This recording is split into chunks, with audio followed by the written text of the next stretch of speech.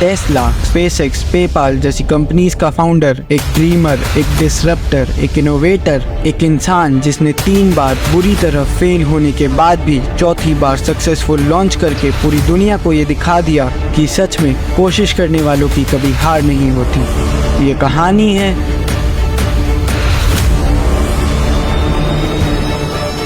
Elon Musk की। Elon के पास कोई खास डिग्री नहीं थी, बल्कि वो बचपन से ही 10-10 घंटे पढ़ाई करता था। एक बार तो लाइब्रेरी में ऐसी कोई बुक ही नहीं बची थी जो इलॉन ने ना पढ़ी हो।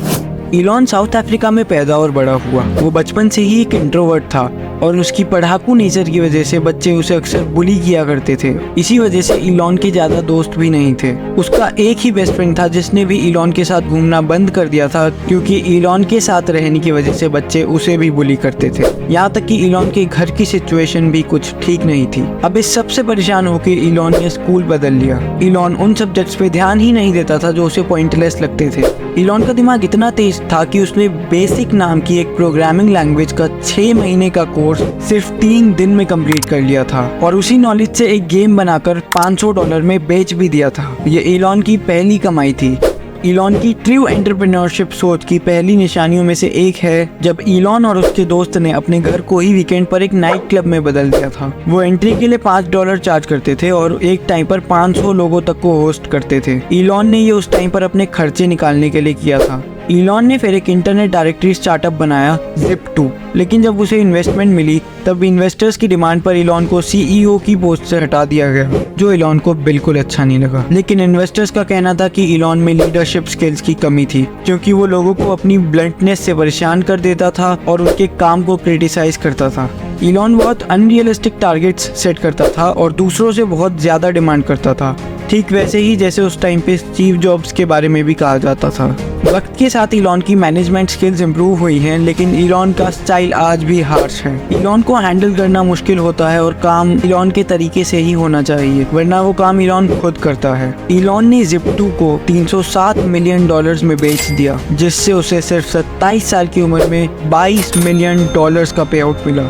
इलॉन ने फिर उन पैसों में से $10 मिलियन X.com में री इन्वेस्ट कर दिए, बैंकिंग इंडस्ट्री को रेवोल्यूशनाइज करने के लिए। लोग इलॉन को पागल समझते थे। इलॉन रात के 11 बजे घर आता था और फिर और काम करता, क्योंकि इलॉन को अक्सर काम और पर्सनल लाइफ के बीच बैलेंस बनाने में दिक्कत होती थी। इसलिए बाद में वो अपने ऑफिस में ही सोता था और फिर अगले दिन उठकर फिर से काम करता था, 24 घंटे सिर्फ एक ही जगह, मानो इलॉन को मेहनत का नशा हो गया था। फिर कई सालों बाद इलॉन ने फाइनली अपनी पहली छुट्टी भी तब ली जब उसे बहुत सीवियर मलेरिया हो गया था और डॉक्टर्स ने कह दिया था कि अगर अब तुमने काम नहीं छोड़ा तो तुम्हारा बचना मुश्किल है। X.com बाद में पेपाल के साथ मर्ज हो गया। हालांकि पेपाल ने बैंकिंग इंडस्ट्री को रेवोल्यूशनाइज किया, पर इलॉन के इस कंपनी को लेके और भी बड़े प्लान्स थे, जो सिर्फ एक पेमेंट प्रोसेसर बनने से कहीं ज्यादा थे। लेकिन इलॉन अपने विजन को रियलिटी में बदलता उससे पहले ही एक और बार CEO चेंज हुआ और फिर से इलॉन को अपनी खुद की ही कंपनी के लीडर की पोस्ट से हटा दिया गया। लेकिन स्टिल वो पेपाल का सबसे बड़ा शेयर होल्डर था, इसलिए जब पेपाल को eBay को बेचा गया तो इलॉन को $250 मिलियन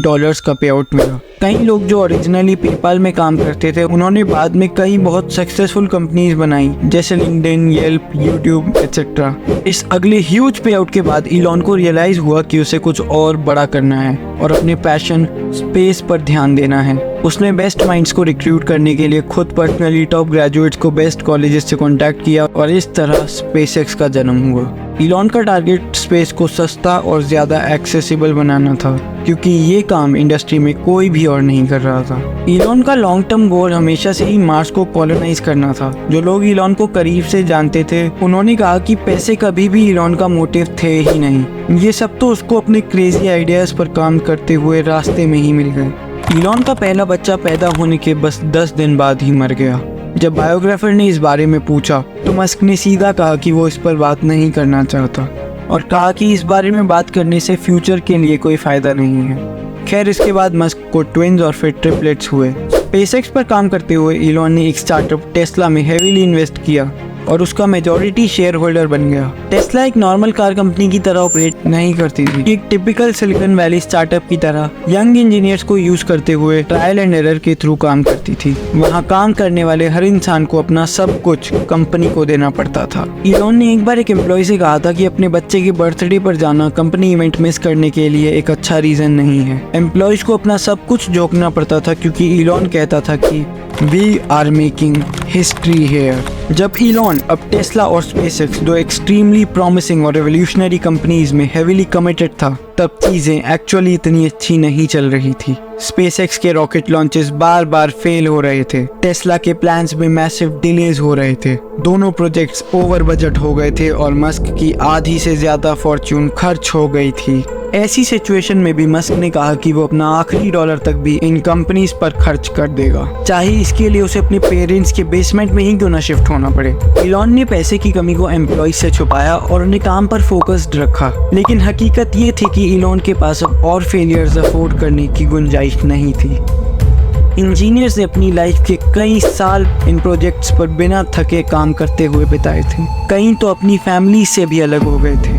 अब 3 फेल्ड रॉकेट लॉन्च अटेम्प्ट्स के बाद चौथा फाइनल अटेम्प्ट था।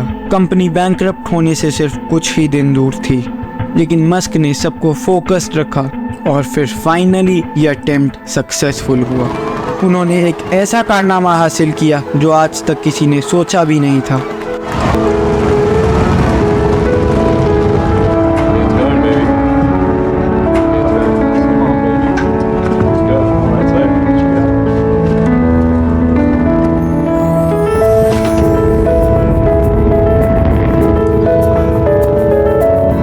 अब इलॉन ने बेल एयर में एक घर खरीदा और हॉलीवुड पार्टी सर्कल्स में शामिल हो गया। उसने कुछ पेपल एग्जीक्यूटिव्स के साथ मिलकर थैंक यू फॉर स्मोकिंग नाम की एक फिल्म भी प्रोड्यूस की, लेकिन हॉलीवुड पार्टी लाइफ ज्यादा देर तक नहीं चली।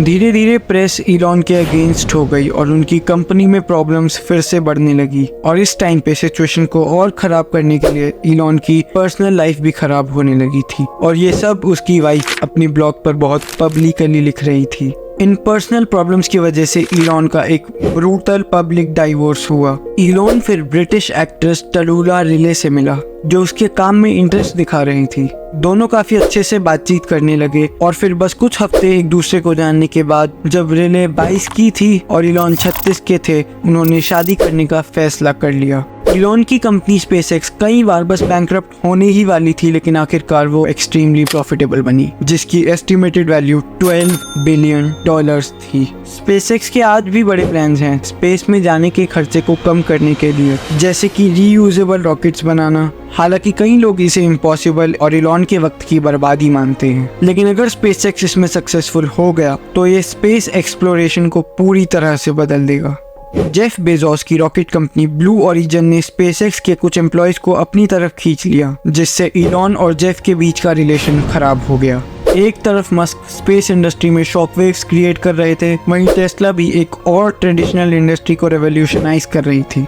अगर आप ज्यादातर कार एड्स देखें तो नए फीचर्स के नाम पे बस थोड़ा ज्यादा रूम स्पेस या कुछ छोटी इंप्रूवमेंट्स होती थी, लेकिन टेस्ला का इरादा सिर्फ इंडस्ट्री नहीं बल्कि पूरी दुनिया बदलना था। टेस्ला के ऑपरेशंस में कई यूनिक चीजें थी जो उसे बाकी कॉम्पिटिटर्स से अलग बनाती थी। फॉर एग्जांपल, उन्होंने अपनी कार्स सीधा एंड कस्टमर को अपने खुद के स्टोर्स के थ्रू बेची। इसके अलावा टेस्ला कार्स एक्चुअली खरीदने के बाद भी इम्प्रूव होती रहती थी ड्यू टू सॉफ्टवेयर अपडेट्स जो रिमोटली इंस्टॉल किए जाते हैं। कई सालों तक कार कंपनीज ने टेस्ला को कम्प्लीटली इग्नोर किया क्योंकि उन्हें लगता था कि इलेक्ट्रिक कार्स कोई नहीं खरीदेगा। लेकिन जब टेस्ला ने मॉडल S रिलीज किया, जिसे कई लोग बेस्ट कार एवर और कंप्यूटर ऑन व्हील्स कह रहे थे, तो कार कंपनीज थोड़ा पैनिक होने लगी। इलॉन ने ये साबित करके दिखाया कि इलेक्ट्रिक कार्स लग्जीरियस भी हो सकती हैं, क्योंकि टेस्ला कंपनी सिर्फ एक कार नहीं बल्कि एक इमेज और एक फीलिंग बेचती थी। वो लोगों को फ्यूचर के साथ कनेक्ट होने का एक एहसास देती थी।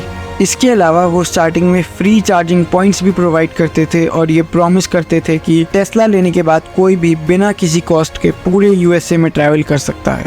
इलॉन का भाई भी इस सब में हेवीली इन्वॉल्व था और इलॉन के कजन्स ने सोलर सिटी नाम की एक कंपनी भी बनाई जिसमें इलॉन ने भी मदद की और आखिरकार इलॉन उसका चेयरमैन और लार्जेस्ट शेयर होल्डर बन गया। इलॉन के पास और भी ग्रैंड प्रोजेक्ट्स हैं जैसे हाइपरलूप जो ट्रांसपोर्टेशन की इंडस्ट्री ही बदल देगा। इलॉन का दूसरा आइडिया है वर्टिकल इलेक्ट्रिक प्लेन्स। बायोग्राफी को लिखने के बाद से ही इलॉन ने कई और चीजें भी डेवलप करनी शुरू कर दी हैं। इलॉन का कहना है कि I think this needs to be done, I don't see anyone else doing it. Elon की थ्योरी है कि अगर कोई और ये नहीं कर रहा है तो मैं खुद करूंगा। दोस्तों, बायोग्राफीज अक्सर एक ज्यादा फेयर रिप्रेजेंटेशन देती हैं इंसिडेंट्स का कंपेयर टू ऑटोबायोग्राफीज। इसलिए अगर आप इलॉन मस्क के बारे में और जानना चाहते हैं तो मैं आपको इस किताब को जरूर रिकमेंड करूंगा। इस किताब में ये रिपीटेडली स्ट्रेस किया गया है कि इलॉन सच में उन कुछ लोगों में से एक हैं जो रेवोल्यूशनरी इनोवेशन और इन्वेंशन पर फोकस करते हैं।